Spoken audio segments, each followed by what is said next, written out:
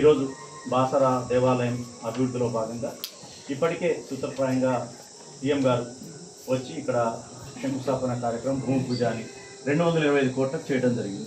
అది ఓన్లీ సూత్రప్రాయం.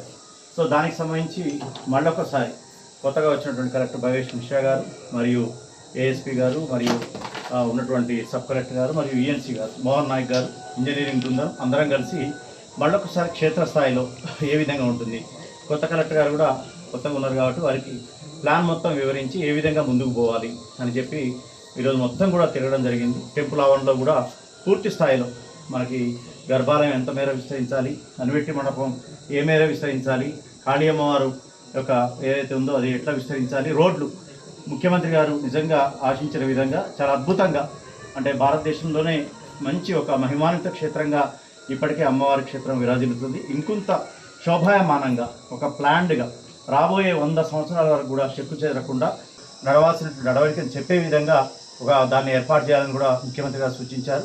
ముఖ్యంగా అద్భుతమైనటువంటి తూర్పు వైపున తోరణాలతోటి, అదేవిధంగా పూర్తిగా 4 చెదురులుగా 4 వైపులు కూడా మంచి రోడ్లతోటి, అధునాతన కాటేజీలతోటి ఈ కార్యక్రమం చేయాలని చెప్పి ముఖ్యమంత్రి గారి దిశానిర్దేశం మేరకు మా ప్రిన్సిపల్ సెక్రటరీ గారు, మా మంత్రి గారు కొండా సురేఖ్ గారి యొక్క ఆదేశాల మేరకు అందరం కలిసి ఈరోజు వచ్చాం. పూర్తి స్థాయిలో చూడటం జరిగింది. మళ్ళొకసారి హైదరాబాద్ వెళ్ళి తదుపరి కార్యాచరణ చేసి త్వరలోనే టెండర్లు పిలిచి పనులు త్వరితగతిన ప్రారంభం చేయడానికి పూనుకోవడం.